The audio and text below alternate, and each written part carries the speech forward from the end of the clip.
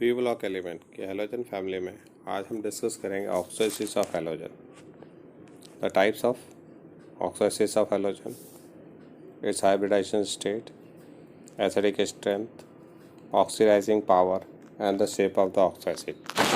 Okay, तो first is a oxoacids of halogen का type. तो first is a specially we have to discuss the oxoacids of fluorine. तो fluorine form only one oxo acid which is HOF. okay, only one oxo acid of fluorine is possible। और दूसरी बड़ी बात होती है कि वो अगर बनता भी है तो इमीडिएटली डिकम्पोज, HF इमीडिएटली क्या होता है, डिकम्पोज हो जाता है किसके अंदर, HF में, NO2 में। किस में डिकम्पोज हो जा रहा है, HF में और O2 में डिकम्पोज हो जा रहा है। ठीक है, और सेकेंड वन हम याद रखें, हायर ऑक्सीडेशन स्टेट फ्लोरीन नहीं शो कर सकता। क्यों नहीं शो कर पाता higher oxidation? Due to absence of D orbital, so it unable to form higher oxo acids. ठीक है, डी ऑर्बिटल के एब्सेंस के कारण it can not show +3, +5 and +7 oxidation state, so it's unable to form higher oxo acids. क्या but the other halogen form a several kinds of oxo acid. They are stable in the aqueous solution or in the form of salt. So they are stable in the aqueous solution or in the salt. अब यहाँ पे हमने कुछ लिखे types of oxo acids कौन कौन से हैं। तो एक सबसे पहला है hypohalous acid, in which the oxidation state of halogen is a +1। They are the examples. फिर हेलस एसिड या halous acid oxidation state is a in which the +3 HOCl. Next is the halic acid, oxidation state is a +5, and is a perhalic acid in which the oxidation state is of the halogen is +7. So they are the possible oxo acids of halogen. Next is hybridization state of the halogen. तो what is the hybridization state? तो अगर हम किसी भी compound को उठा लें HOCl, तो यहाँ पे अगर हम देखेंगे तो Cl के पास कितने वैलेंस इलेक्ट्रॉन है, 7 है। ठीक है, +1 डिवाइडेड बाय 2, तो ये हमारे पास हाइब्रिडाइजेशन स्टेट क्या आता है इसका, sp3 हाइब्रिडाइजेशन स्टेट है। तो जितने भी ऑक्सीडेशन में हाइड्रोजन की जो ऑक्सीडेशन स्टेट है वो क्या है, sp3 है। कौन सी हाइब्रिडाइजेशन स्टेट है, sp3। ठीक है, अब इसके अगर हम शेप को देखें तो फर्स्ट इज पहला सबसे पहला हमारे पास कौन सा है, पहला हाइपोक्लोरस एसिड। हमने क्लोरीन के ऑक्सोसिस को यहाँ पे ले लिया, हाइपोक्लोरस एसिड। तो देखो HOCl ये इसका शेप है। इसके अलावा इसमें जो बाकी होंगे वो क्या होंगे, ज़्यादा लोन पेयर्स। ठीक, क्लोरस एसिड। तो इन द क्लोरस एसिड यहाँ पे हम क्लोरीन को देखें तो यहाँ पे देखो टू बॉन्ड ऑलरेडी फॉर्म है। यहाँ पे आपको क्या मिलेंगे, लोन पेयर मिलेंगे। Here also is the hybridization state is the sp3। यहाँ पे भी हाइब्रिडाइजेशन स्टेट अगर हम देखेंगे तो वो क्या आएगा, sp3 ही हाइब्रिडाइजेशन स्टेट होगा। तो जितने भी स्ट्रक्चर है, क्लोरिक एसिड यहाँ पे भी हमें क्या है, 3 bond pair and 1 lone pair यहाँ पे आपको मिलेगा। ठीक है, यहाँ पे भी हाइब्रिडाइजेशन स्टेट है, तो कौन सा होगा, sp3 hybridisation state with the tetrahedral shape, tetrahedral geometry है। उसके बाद है लास्ट हमारे पास perchloric acid. Perchloric acid sp3 hybridisation state again and the यहाँ पे geometry and the shape both are tetrahedral. ठीक है, तो ये सब के सब हमारे पास कंपाउंड है जिसमें हाइब्रिडाइजेशन स्टेट हमें क्या मिलती है, sp3 मिलती है and they are the shape. In place of Cl अगर आप यहाँ Br रख लो, HF रख लो, I रख लो, शेप आपको सेम मिलेगा। बॉन्ड एंगल थोड़ा सा है, बॉन्ड लेंथ थोड़ी सी चेंज होगी। ओके, उसके बाद नेक्स्ट फिर से आओ तो हमने कहा कि एक और नेक्स्ट जो सबसे इम्पोर्टेंट है, एक हमने कहा हाइब्रिडाइजेशन स्टेट है, फिर शेप है, थर्ड है एसिडिक स्ट्रेंथ। कैसी स्ट्रेंथ है, एसिडिक स्ट्रेंथ। तो एसिडिक नेचर की बात अगर हम करें तो हम एसिडिक नेचर सबसे पहले पढ़ते हैं हाइपोहेलस एसिड। तो हमारे पास हाइपोहेलस एसिड में जो क्या क्या है, HOCl है, फिर क्या है, HOBr है, एंड फिर क्या है, HOI है। ठीक है, एसिडिक स्ट्रेंथ के अगर ऑर्डर को देखें तो यहाँ पे तीनों में ऑक्सीडेशन स्टेट क्या है, सेम है। तो acidic strength is not depending on the oxidation state. यहाँ पे अगर हम देखें तो यहाँ पे जो एसिडिक स्ट्रेंथ है वो मिलती है हमें HOCl में सबसे ज़्यादा, फिर HOBr, फिर HOI। अब ऐसा क्यों मिलता है, तो इसको हम समझ सकते हैं इलेक्ट्रोनेगेटिविटी ऑफ हैलोजन के हिसाब। तो हमको पता है oxygen is more electronegative than the chlorine, bromine and iodine. और जब बॉन्डिंग होगी तो oxygen attract the share pair of electron, toward itself, क्योंकि oxygen is more electronegative than the halogen. But हम यहाँ पे देखेंगे तो जैसे से डेंसिटी, अब यहाँ पे जो बॉन्ड स्ट्रेंथ है हमारे पास, क्योंकि हमने कहा HOX, तो यहाँ पे बॉन्ड इलेक्ट्रॉन अट्रैक्ट हो रहा है, ऑक्सीजन या हैलोजन से भी इलेक्ट्रॉन अपने ओर खींच रहा है और हाइड्रोजन से भी खींच रहा है।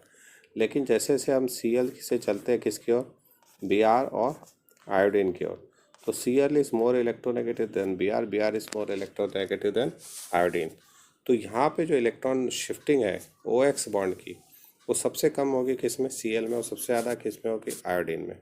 तो अगर हम HOCl के केस में देखें तो वहाँ पे जो इलेक्ट्रॉन डेंसिटी होगी ऑक्सीजन पे वो सबसे कम होगी, ठीक है। और जब और HOI में वहाँ पे इलेक्ट्रॉन डेंसिटी क्या होगी, सबसे हाई होगी, ठीक है। तो अब क्योंकि HOCl में हम कह रहे हैं क्योंकि इलेक्ट्रॉन डेंसिटी ऑक्सीजन पे कम है, तो वो क्या करेगा, जो ये बॉन्ड है, जो ऑक्सीजन है, वो हाइड्रोजन और ऑक्सीजन के जो इलेक्ट्रॉन पेयर है उसको स्ट्रांगली अपनी ओर क्या करेगा, खींचेगा, ठीक है। तो उसके कारण क्या होगा, वो बॉन्ड ऑक्सीजन हाइड्रोजन को खींचेगा, तो वहाँ पे बॉन्ड क्या होगा, इजीली ब्रेक करेगा। तो वो करे कि बॉन्ड स्ट्रेंथ घटती चली जाएगी किसके अंदर, HOCl में, फिर उससे ज़्यादा होगी किस में, HOBr में, और सबसे ज़्यादा किस में होगी, HOI में। तो इसीलिए ईजी होगा किस बॉन्ड को ब्रेक करना, इन HOCl से OH बॉन्ड को तोड़ना आसान होगा इन कंपेरिजन, और सबसे डिफ़िकल्ट होगा बॉन्ड ब्रेक करना किससे, HOI से, ठीक है। तो एसिडिक स्ट्रेंथ हाइपोहेलस एसिड में अगर हम देखें तो डिक्रीज करती है किससे, HOCl से HOI की ओर। तो फर्स्ट ये एक्सप्लेनेशन है।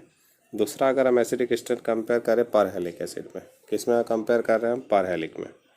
तो पर हेलिक के अंदर अगर हम जा रहे हैं तो हमारे पास एसिडिक स्ट्रेंथ के लिए फिर वही बात है, हम यहाँ पे कंपेयर करेंगे किससे, HClO4, फिर हमारे पास क्या आ जाएगा, HBrO4 एंड HiO4।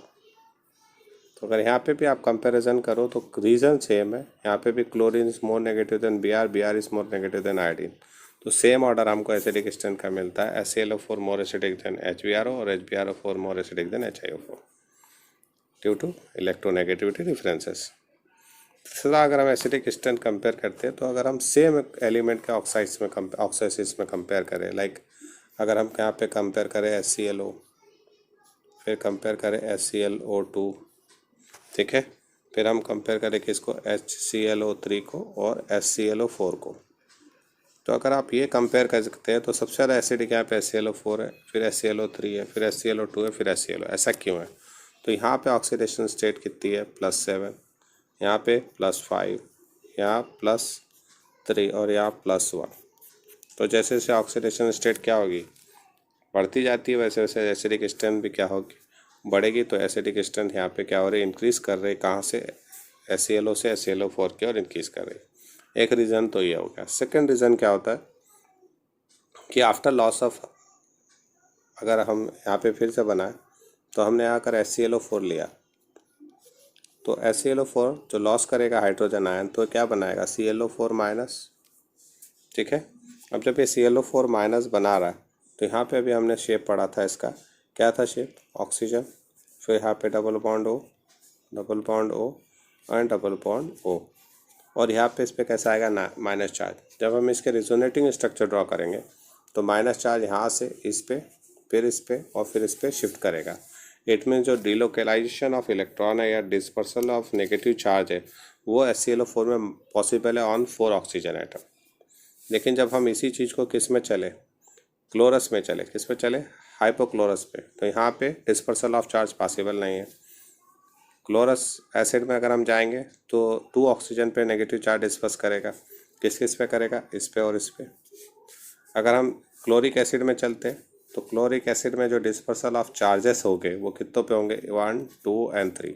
तो अगर हम पूरा देखें तो हाइपोक्लोरस पे डिस्पर्सल ऑफ चार्जेस दिखते नहीं हैं, क्लोरस में 2 ऑक्सीजन पे, क्लोरिक में 3 पे और पर क्लोरिक में 4 ऑक्सीजन पे डिस्पर्सल ऑफ चार्ज है।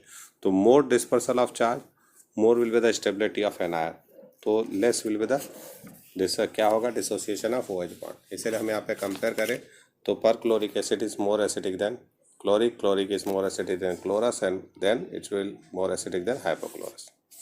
अब नेक्स्ट आ जाओ आप किसके अंदर आएंगे, ऑक्सीडाइजिंग प्रॉपर्टी में। तो अगर आप ऑक्सीडाइजिंग प्रॉपर्टी कंपेयर करें किसकी, किसकी कंपेयर करना शुरू करें? अगर हम इनिशियली कंपाउंड ले रहे हैं, कौन सा? HOCl, HOBr, NHOI। अगर हम इसमें कंपेयर कर रहे हैं तो इसको इलेक्ट्रोड पोटेंशियल के बेस पे कंपेयर करते हैं, क्योंकि ये टूट के हमें क्या देगा? ClO माइनस, ये तो हमको क्या देगा? BrO माइनस, ये हमको क्या देगा? IO minus. यहाँ पे जो इलेक्ट्रोड पोटेंशियल की वैल्यू है इसके लिए ClO के लिए कितनी है? +1.61। इसके लिए कितनी होती है? +1.60। और यहाँ कितनी हो जाएगी? +1.44। तो यहाँ देख के समझ में आता है कि अगर ऑक्सीडाइजिंग पावर देख रहे हैं तो ऑक्सीडाइजिंग पावर हमारे पास यहाँ पे क्या होगी? किसकी सबसे ज़्यादा ऑक्सीडाइजिंग प्रॉपर्टी होगी और किसकी कम होगी? तो इन दोनों की ऑलमोस्ट सेम है, और किसकी कम है? IO माइनस की। ठीक है। सेकेंड, अगर हम चले ऑक्सीडाइजिंग प्रॉपर्टी हम कंपेयर करें किस में? BrO4 माइनस, ठीक है, IO4 माइनस, एंड किसको कंपेयर करें? ClO4 माइनस को। तो यहाँ पे इसका इलेक्ट्रोड पोटेंशियल की वैल्यू है 1.74। ठीक है। IO4 के लिए इसकी वैल्यू कितनी हो जाती है? 1.65। और ClO4 के लिए इसकी वैल्यू कितनी हो जाती है? 1.19। तो अगर हम ऑक्सीडाइजिंग पावर देखें तो सबसे ज़्यादा किसकी आ रही है? BrO4 माइनस की। तो ऑक्सीडाइजिंग पावर का ऑर्डर क्या हो जाएगा? BrO4 minus is more oxidising किससे? HiO4 से, और HiO4 is more oxidizing the ClO4 minus. ठीक है। तो ये ऑक्सीडाइजिंग पावर को हम इलेक्ट्रोड पोटेंशियल के बेस पे इजीली क्या कर सकते हैं? समझ सकते हैं। तो ये हमारे पास ऑक्सीडाइजिंग पावर है इस ऑर्डर के अंदर। ठीक है, क्लियर? तो ये हमारा हो गया क्या? ऑक्सीडाइजिंग